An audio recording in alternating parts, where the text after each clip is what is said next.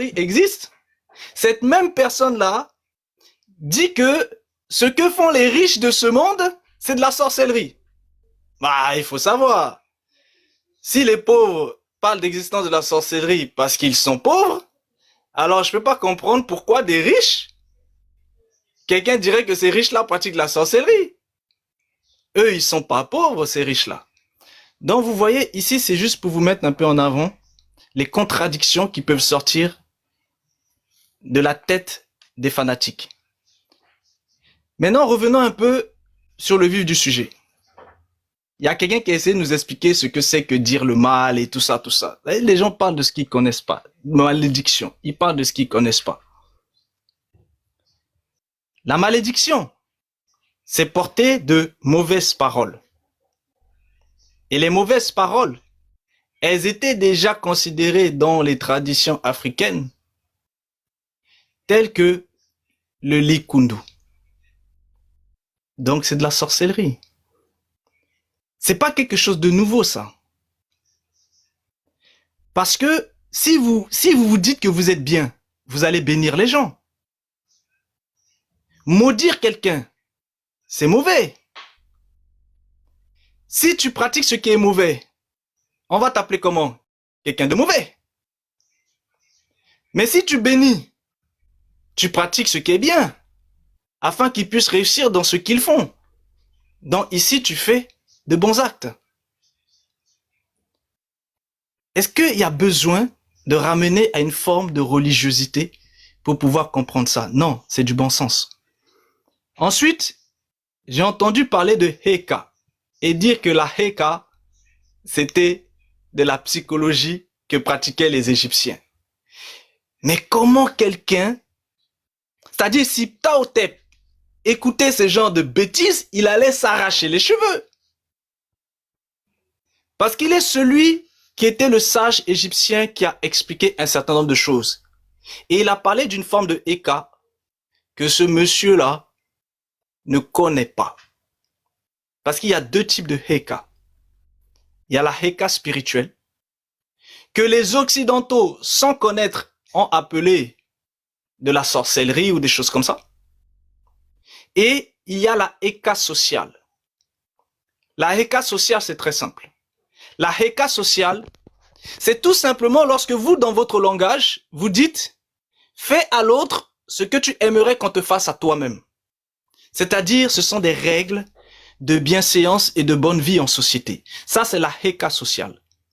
C'est-à-dire, si je veux pouvoir pratiquer la Heka sociale, je dois justement faire à l'autre comme j'aimerais qu'on me fasse. Mais ça, ce sont des règles de société. Ça n'a rien de mauvais. Et quel est le rapport avec la psychologie? C'est pas de la psychologie, ça. C'est tout simplement du bon sens, du bon cœur. Et pourquoi les Égyptiens mettaient en avant la Heka sociale? Tout simplement parce que c'était important pour développer ce qu'ils appelaient le Sekhem. Le Sekhem est le développement du Hak. Sans le Sekhem, vous pouvez pas développer le Hak. Et le Sekhem était symbolisé par la divinité Sekhmet. Voilà encore ici des gens qui veulent parler de choses qu'ils ne connaissent pas. Les Égyptiens n'étaient pas dans la psychologie. Les Égyptiens étaient dans la Heka sociale et ils étaient dans la Heka spirituelle. La Heka spirituelle, c'est là où vous retrouvez l'aspect de He et de Ka. He, ça vient du nœud. Vous voyez ce nœud-là qui se tisse, c'est-à-dire des toiles. Et lorsque ces toiles sont tissées, ça forme en fait des nœuds. C'est ça le He. Et le Ka, c'est la force vitale. Donc, quand vous mélangez le He et le Ka, ça donne la possibilité d'utiliser la force vitale pour pouvoir contrôler les aspects du nœud en question. Et c'est ça qui leur permettait aux Égyptiens de faire descendre des choses de l'invisible en passant par l'intermonde et en l'amenant dans le visible, dans l'incarné. C'est ce qu'ils pratiquaient. Et certaines personnes ne connaissant pas ça, ils ont appelé ça de la sorcellerie. Mais c'était pas de la sorcellerie. C'était tout simplement la maîtrise de la connaissance du Noun et le fait de ressortir des choses du Noun et de l'amener dans l'incarné. Ça, c'est Heka. Mais ces gens-là qui se lèvent et qui viennent, qui vous racontent des choses, ils connaissent rien de tout ça. Mais ils vont vous dire Heka, c'est de la psychologie. Où est-ce qu'il a vu que Heka, c'était la psychologie? Les Égyptiens n'étaient pas dans la psychologie. La psychologie, c'est les Grecs. Voilà des gens qui sont en train de critiquer des choses occidentaux, mais qui ont pris la base des choses occidentaux pour pouvoir alimenter leurs inepties, qu'ils connaissent des choses africaines qu'ils méconnaissent. Donc, quand vous voyez des choses comme ça, comment moi, je vais m'asseoir pour discuter et débattre avec des ignares comme ça? Je discute avec des gens qui connaissent, pas avec des gens qui ne connaissent rien et qui veulent tout simplement faire leur buzz et raconter tout et n'importe quoi. Quand on parle ici de sorcellerie, il ne s'agit pas de Heka. Il ne s'agit pas de Heka. La sorcellerie, c'est quelque chose qu'on connaissait déjà, même chez les Bantous. Les Bantous pratiquaient la sagesse. La sagesse et les sages étaient les Nganga. Maintenant, parmi ces sages-là, il y a une partie qui se sont détournés et qui ont pratiqué le Likundu. Et en pratiquant le Likundu, ils se sont détournés de la voie de la sagesse. Et ils ont utilisé ça pour faire du mal, pour maudire et pour attaquer des gens, pour les détruire. Et eux, là, ils pratiquent la sorcellerie. Maintenant, vous avez cette sorcellerie-là qui se pratique partout dans le monde. C'est ce que font la plupart des stars en Occident. Et pourtant, vous les adulez. C'est ce que font aussi des stars un peu partout dans le monde. Et pourtant, les gens les adulent. C'est ce que font des politiciens. Et pourtant, les gens les adulent. Donc, tous ces gens-là, ils pratiquent de la sorcellerie. Et celui qui pratique la sorcellerie, on l'appelle comment? Un sorcier. Ça veut dire que quand on parle de sujet de sorcellerie, il faut que les gens arrêtent de détourner et de dire, voilà, c'est le problème d'accuser des Africains pour dire que les Africains, déjà les Noirs ne sont pas des Africains et déjà les Noirs ne sont pas des Noirs. D'accord? Ce sont des Couchites. Vous n'avez pas de peuple noir, vous n'avez pas de peuple blanc. Tout ça, c'est des bêtises. Les Africains ne sont même pas des Africains. Le terme africain, c'est Ifrit. C'est une divinité cananéenne. Ça n'a rien à voir, qui a été amené. Et ça, c'est les choses de ceux de l'Afrique du Nord. Précisément, les Tunisiens, qui étaient avant des Carthaginois. Donc, il ne faut pas tout mélanger. Maintenant, s'il y a une image qui est là et que l'image dérange, mais c'est simple. On monte, on dit à l'autre, moi, personnellement, cette image me dérange. Et maintenant, c'est à l'autre de décider. S'il juge que son image dérange trop de personnes, parce qu'il y a des gens qui sont montés et qui ont dit, eux, ça les dérange pas. Mais ceux qui disent que l'image dérange, eh bien, l'autre peut très bien dire, bon, comme l'image dérange, on va changer l'image et on met autre chose. Mais étant donné que je ne suis pas l'autre, je ne vais pas, moi, dire, voilà, enlève l'image. L'autre est libre de mettre son image ou de l'enlever. S'il voit que ça dérange trop de monde, il peut prendre la décision de l'enlever. S'il voit que non, il y a des gens que ça dérange pas, il peut prendre la décision de laisser. Mais ce n'est pas à quelqu'un qui monte dans le panel pour exiger que ça, moi, je veux pas, ça enlève. Si t'es pas content, mais tu zippes le live, tu vas ailleurs. C'est simple, en fait, en réalité. Donc, il faut pas qu'on mélange tout. Et lorsqu'on parle de sorcellerie, je vois pas pourquoi les gens vont aller amener des choses de la religion dedans.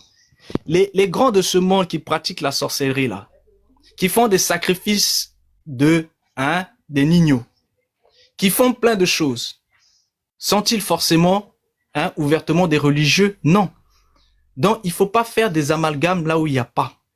Si on veut discuter, afin que les gens puissent donner leur témoignage, que chacun vienne donner son témoignage. Maintenant, un témoignage, c'est le témoignage de la personne elle-même. C'est son témoignage, c'est ce qu'elle a vécu. Ça l'engage que elle. Est-ce que c'est vrai? Est-ce que c'est pas vrai? Ça l'engage elle. Tout comme si moi, je commence à faire des témoignages de sorcellerie, ça m'engage moi. Et ce que je dis, c'est parce que je l'ai vécu. Tout comme ce que la personne va dire, c'est parce qu'elle a vécu ça.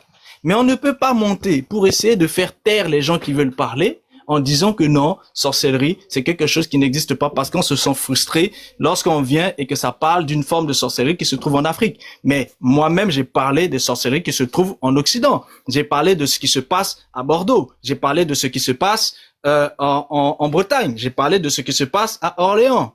Et vous-même, vous voyez bien qu'à la télé, on vous parle de rituels. Ces rituels-là, c'est pas forcément en Afrique dont il est question. C'est partout dans le monde. Donc, s'il vous plaît, élargissons la discussion. Parlons, ceux qui veulent en fait pouvoir donner leur témoignage, donnez vos témoignages de ce que vous avez vécu. Pas de ce que vous pensez, de ce que vous avez vécu. Merci à tous. Alors, l'autre, Dal, si tu peux me permettre une petite phrase, juste pour tout le monde. Il a été dit que Ptahotep, quand on parle, par exemple, je vais vous démontrer la différence entre quelqu'un qui sait ce qu'il dit et quelqu'un qui dit des choses qui sont factuellement fausses. Ce monsieur vient de dire que Ptahotep a parlé du Heka. J'affirme ici devant 1300 personnes que nulle part dans les sagesses ou les maximes de Ptahotep, on a parlé du Heka. Mais c'est ça le problème, c'est que quand il parle à des gens qui ne connaissent pas, les gens pensent que ce qu'il dit est vrai. Je le mets au défi lui-même de me sortir un passage dans les maximes de Ptahotep qui parlent de Heka. Nulle part Ptahotep a évoqué le Heka dans ses maximes. Nulle part. Pourtant, il a parlé de ça, du vizir Ptahotep. C'est strictement faux. Réveille, donne-moi le passage social.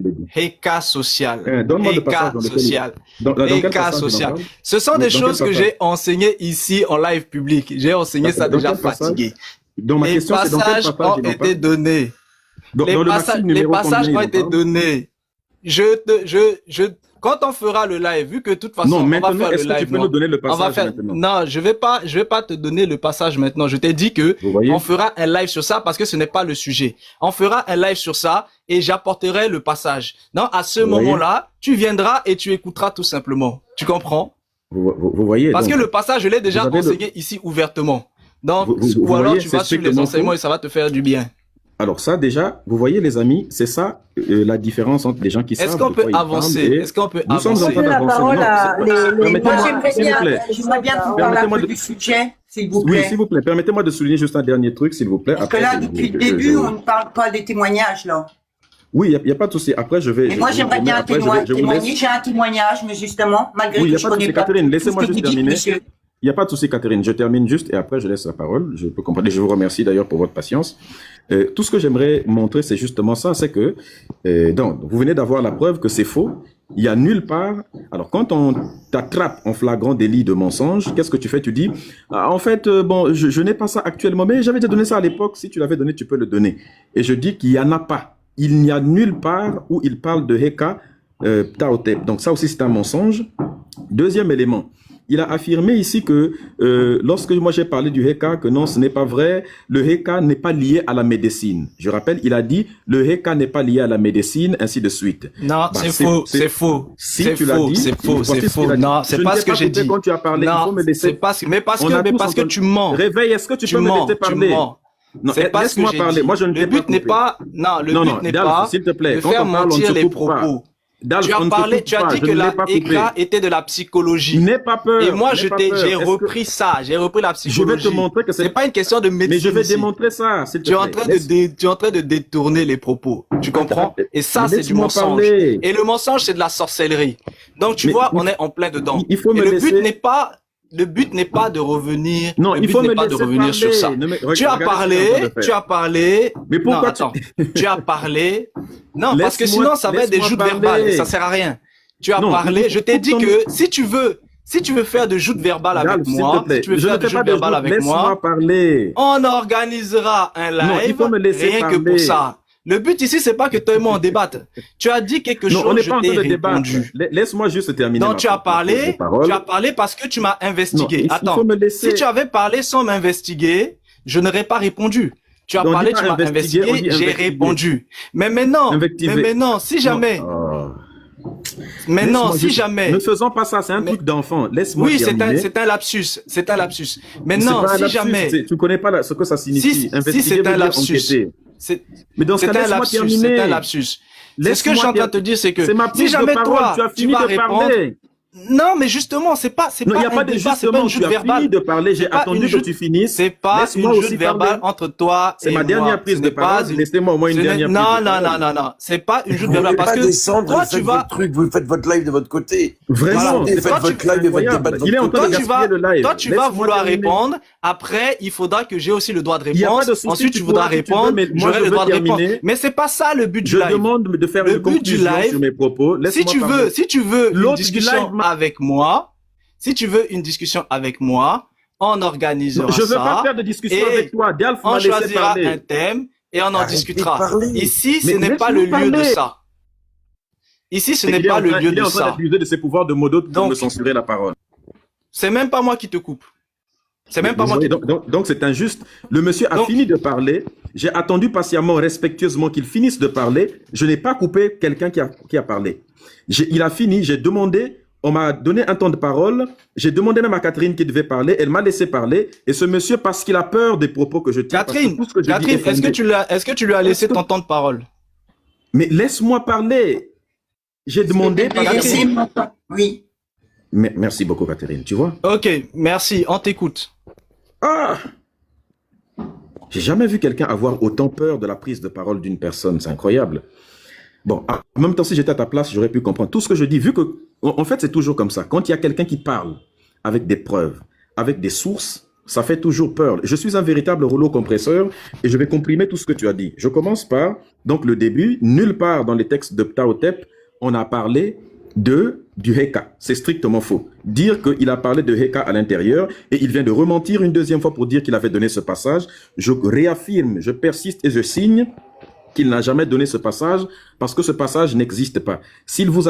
Les gens qu'il dit qu'il a donné des enseignements, s'il prétend vous avoir donné des enseignements, et c'est ça aussi le problème, on vit à l'heure où n'importe qui peut s'autoproclamer enseignant, des personnes qui ont besoin d'enseignement eux-mêmes s'autoproclament enseignants. Donc quand l'ignorant enseigne l'ignorant, on tombe dans un festival d'ignorance absolue et c'est de la désolation de l'âme humaine. S'il vous a donné des passages prétendument de Ptahhotep qui parlent de Heka, je vous demande à toutes les personnes d'aller vérifier, vous verrez que c'est strictement faux, il n'y en a pas. Maintenant, je vous démontre une autre chose qu'il a dite qui est fausse.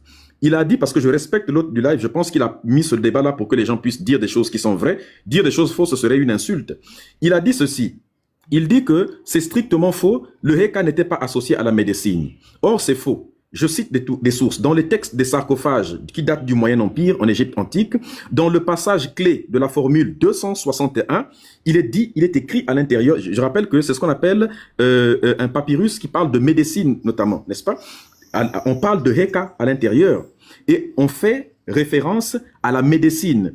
Dans le grand papyrus de médecine, le papyrus de Herbert qui date de 1560 avant Jésus-Christ, c'est un célèbre traité de médecine qui est reconnu par tous les égyptologues. À l'intérieur de ce traité de médecine, on parle de Heka notamment. On dit par exemple que le Heka est un remède puissant, le puissant remède qu'on utilise pour traiter les maladies. Dans le papyrus de Brooklyn, qui est un papyrus de médecine qui date du 4e siècle avant JC, c'est un manuel qui est spécialisé dans les traitements des morsures de serpents, par exemple. Et à l'intérieur, d'ailleurs même on parle de plusieurs espèces de serpents à l'intérieur. À l'intérieur, on fait recours à la Heka plus les traitements pour neutraliser les maladies. Donc, quand il a dit que le Heka n'est pas associé à la médecine, il ment, puisque je cite des papyrus de médecine dans lequel on associe le Heka pour soigner les gens. Il y a aussi, vous pouvez trouver dans le papyrus de Westcar, où on parle, notamment, ce sont des écrits qui datent du Moyen Empire, n'est-ce pas, où on parle de l'histoire du pharaon Khéops, pour ceux qui savent, ainsi de suite. On parle également du Heka à l'intérieur. Donc, il ment.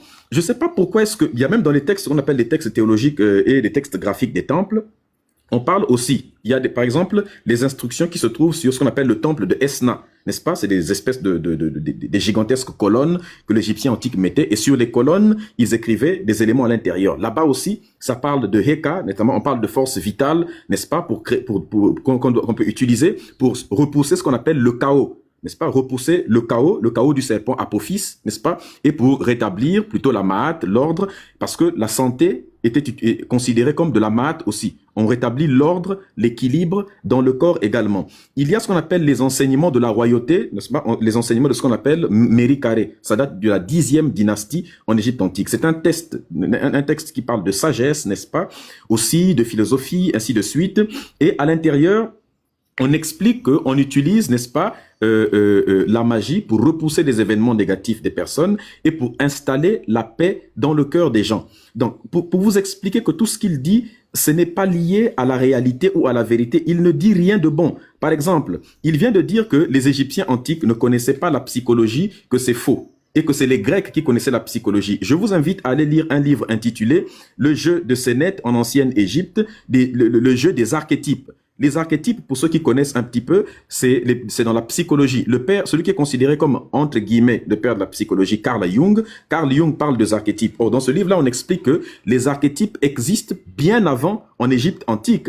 Vous pouvez aller lire également Atlas du rêve lucide, notamment Psychologie des profondeurs, dans lesquels on remonte jusqu'en Égypte antique, n'est-ce pas? On se sert beaucoup des textes tels que le livre des morts, par exemple. Je peux vous citer d'autres textes beaucoup plus proches. Dans le papyrus, par exemple, de Herbert, les égyptologues qui ont étudié le papyrus de Herbert, qui date de moins de 1550, je pense, si ma mémoire est bonne, avant Jésus-Christ, ils ont parlé de ce qu'on appelle la psychosomatique. J'ai dit que les effets psychosomatiques, c'est-à-dire que les éléments psychiques qui ont l'effet sur le corps et les éléments du corps qui ont l'effet sur le psychique, il a dit que c'est faux. Pourtant, ce que j'ai dit est vrai parce que ça est dans le papyrus de Herbert. Il peut aller les trouver à l'intérieur là-bas, n'est-ce pas? Parce que dans ce papyrus de Herbert, on parle de ce qu'on appelle le livre des cœurs. Et dans le livre, il y a un passage qui s'appelle le livre des cœurs. Et le livre des cœurs, c'est là où on traite les troubles qui sont liés à la conscience, ce qu'on appelle les troubles psychosomatiques. On dit que les problèmes de cœur, n'est-ce pas, touchent également la santé, dégradent, apportent du chaos sur le corps également. Mais ça veut dire quoi? Un problème de cœur qui apporte le chaos sur le corps, c'est quoi? C'est un problème psychologique qui est déteint sur le physique. Est-ce que ce que je dis est vrai? La preuve, par exemple, vous allez trouver des textes qui parlent de tristesse à l'intérieur. Il y a même un texte qui dit ceci. Quand l'angoisse dans le cœur, quand il y a de l'angoisse dans le cœur, c'est que son esprit est étroit et que la tristesse est assemblée dans son cœur. Son cœur est alors affligé et la personne pleure de douleur. C'est écrit mot pour mot. Cette phrase que je viens de répéter est écrite mot sur mot à l'intérieur. Il y a aussi des médecins, n'est-ce pas, des médecins égyptiens, comme un médecin qu'on appelait Sounou, qui avait compris que les douleurs mentales ont des conséquences sur le cœur également. Ce serait trop long si on doit rentrer dans les détails. Il y a aussi ce qu'on appelle les thérapies par l'écoute et par l'enseignement. Ptahotep, dont on venait de parler par exemple tout de suite, il a dit, il prétend connaître Ptahotep. Je termine par là, ça va être ma chute. Il a prétendu parler de Ptahotep. Eh bien, malheureusement pour lui, une chose qui va le ridiculiser proprement, le Ptahotep dont il prétend avoir lu, et que Ptahotep qui aurait parlé de Heka, non seulement il n'a pas parlé de Heka, mais quand il dit que la psychologie n'était pas connue des Égyptiens, et que ce sont les Grecs qui ont parlé dans les maximes de Ptahotep que lui n'a pas lu. Je lui cite le numéro de la maxime. Dans la maxime numéro 17. Comme ça, il a parlé sans preuve. Moi, je cite la maxime numéro 17. Comme ça, les gens peuvent aller taper, vérifier les maximes de Ptahotep. Le maxime numéro 17, par exemple, dans le livre de Christian Jacques. Christian Jacques, il a écrit, il a retranscrit les maximes de Ptahotep. Il est écrit quoi? Voici ce que Ptahotep dit à l'intérieur. Il dit, si tu es un homme qui dirige, écoute calmement le discours de celui qui te supplie. Ne le repousse pas avant qu'il ait vidé totalement ce qu'il a dans son ventre et ce qu'il a sur son cœur, de ce qu'il a prévu de te dire. Celui qui est affligé aime soulager son cœur plus encore que voir son affaire réussir. Ça s'appelle pas de la psychologie, ça? C'est quoi la psychologie si ce n'est pas écouter quelqu'un, laisser la personne soulager, vider totalement son sac, l'écouter attentivement pour que la personne se sente mieux ensuite. Ce n'est pas ça. Tous les égyptologues sont d'accord pour dire que c'est ce qu'on appelle une approche par la psychanalyse. C'est ça. Moi, je peux vous répondre, monsieur. Oui, donc... Attends, Catherine, je vais répondre. Donc, il y a ce qu'on appelle le diagnostic des traumatismes cérébraux qui touchent le cerveau et qui créent des problèmes. Vous trouvez ça dans le papyrus, par exemple, de Edwin Smith, et ainsi de suite. Il y a des papyrus qui parlent des rêves. Par exemple, on appelle ça le papyrus des rêves d'ailleurs même, qui est conservé au British Museum dans le Nouvel Empire. Bon, écoutez, je vais m'arrêter là. Je viens de vous démontrer simplement que le type qui s'appelle Réveil est un véritable affabulateur et que devant des personnes comme nous, il n'a aucune espèce de chance parce que nous parlons avec des faits, des éléments précis. En fait, moi, je peux vous répondre. On a compris. On a compris. Je suis obligé de m'arrêter. Votre temps à la parole a été énorme. Je suis en train de conclure. On a compris. Merci. Je suis en train de conclure. Mais c'est trop. On vous a donné au moins 1 heure. Votre droit à la parole, là, vous l'avez pété. Je suis en train de conclure, justement, en disant que... Non, vous avez pété votre droit à la parole. J'ai terminé ce que je... je suis en train de conclure en disant que j'ai terminé ce que j'avais dit. Je viens de vous démontrer par A plus B, par des preuves, par des papyrus, par des passages à l'appui, par des passages, par des papyrus à l'appui, même en allant vous donner les numéros des éléments à l'intérieur, que tout ce que ce monsieur vous a dit est strictement faux, d'autant plus que les Grecs ont tout appris dans l'Égypte. Donc arrête de faire ce genre de choses, s'il te plaît. Ne parle pas quand tu n'as pas de connaissances. Laisse les connaisseurs parler. Hotep. Mais vous dites... Vous voyez, ce qui est terrible, c'est que quand vous avez quelqu'un en face de vous, Une source de ça. Tu parles toujours sans Oui. preuve, c'est pas possible. tu mets beaucoup de défis hein, sur des choses que tu ignores. Je te laisserai, tu iras chercher toi-même. Donc, je t'ai dit quelque chose. Tu sais, c'est quoi le propre d'un sage? Un sage, c'est quelqu'un qui est capable d'entendre, d'entrer en lui-même et de vérifier déjà en lui-même si ce qui a été dit est entendable pour lui. Et ensuite, il va faire des recherches pour vérifier est-ce que c'est entendable. Parce que les Égyptiens avaient un terme et c'était la surdité mentale. Qu'est-ce qu'un sourd mental? Et il disait que les sourds mentaux n'ont pas droit à la tombe. Parce que c'était très important pour eux de préparer l'au-delà. Et les sourds mentaux n'ont pas droit à la tombe. Qui sont les sourds mentaux? Non, pas les sourds mentaux. Les sourds mentaux. Excuse-moi, les sourds mentaux. Merci. Les sourds mentaux, dans un sourd mental et des sourds mentaux. Dans les sourds mentaux n'avaient pas droit à une tombe. Pourquoi ils n'avaient pas droit à une tombe? Parce que peu importe ce que tu dis à un sourd mental, il ne peut pas entendre. Parce qu'il lui manque quelque chose. Il ne s'agit pas d'entendre ici au niveau des sens classiques. Mais il s'agit d'entendre plus en profondeur. Et il y a des gens qui sont incapables d'entendre en profondeur. C'est-à-dire, ils peuvent écouter ce que vous dites, mais en réalité, ils n'entendent pas. Parce qu'ils entendent ce que eux-mêmes avaient déjà décidé d'entendre. Mais quel vide. Et je vais vous donner... Oh, mais ferme ton micro. Même un ventilateur, s'il te plaît. Que toi. Merci, c'est très gentil. Sois sage, sois sage. Tu vas apprendre aujourd'hui un peu la sagesse. Donc, lorsque quelqu'un parle et assimile la Heka avec la psychologie, et que on vient lui dire, attention, ne fais pas cette assimilation-là. La personne vient dire que vous avez dit que la Heka n'est pas de la médecine. Mais attendez, ça c'est pas un sourd mental ça? On te dit que toi tu parles de psychologie, et quand tu parles de psychologie, on te dit attention, la Heka ce n'est pas ça. Maintenant c'est pas parce que des gens vont écouter d'autres personnes que ça veut dire qu'ils sont devenus tous des psychologues. Toi qui es là, même ton enfant t'écoute. Et quand ton enfant t'écoute, est-ce que ça fait de lui un psychologue? Ce serait insulter quand même le métier de psychologue. Ce n'est pas parce que quelqu'un écoute les autres que ça fait que cette personne est un psychologue. Attention. Cette personne peut avoir des capacités d'écoute, mais ce n'est pas un psychologue. Faut pas tout mélanger. Et on ne peut pas prendre ça pour dire que parce que, eh ben, c'est écrit que les Égyptiens écoutaient. Bah, encore heureux que les Égyptiens écoutaient les autres. Encore heureux, tout le monde le fait.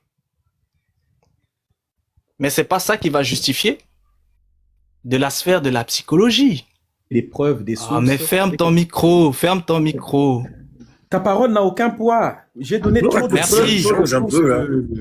Merci, mais ferme ton micro, ça n'a pas de poids. Ferme ton micro, merci. Donc ici, c'était tout simplement pour dire que prends tout ça sur la médecine. Alors qu'on te parle d'un aspect de Eka et de psychologie. Un ignorant qui veut enseigner les gens, c'est grave, quoi. Mais tu sais, Toi, tu au cas où n'as tu même le pas sais, le niveau au cas où pour... tu le saurais pas, Ne me coupe pas le oh, micro. c'est pas moi qui te coupe le micro. Tu n'as même pas le Au cas niveau où tu, pour au être cas où- mon élève. Mes, Merci, élèves, c'est très gentil. mes élèves sont mieux que toi-même. Merci. C'est un compliment. Mais tu sais, même mon enfant qui a 1 an m'enseigne. Même mon enfant qui a 1 an m'enseigne. Ça veut dire que on peut être enseigné de tous. Parce que même mon enfant qui a 1 an m'enseigne. Mais si toi, tu pars du principe que Christ qui enseigne. tu ne peux pas être enseigné par certaines personnes, Bon, s'il te plaît, est-ce qu'on peut libre à laisser toi. les autres parler? Tu nous fatigues, là. Ah, quand c'est toi Les qui autres, écoutes c'est les autres, tu simplement veux parce pas. les autres ne veulent simplement pas te le dire. Ok, merci. Regarde dans leurs yeux, Je tu vas finis. lire la fatigue. Lis la fatigue dans leur...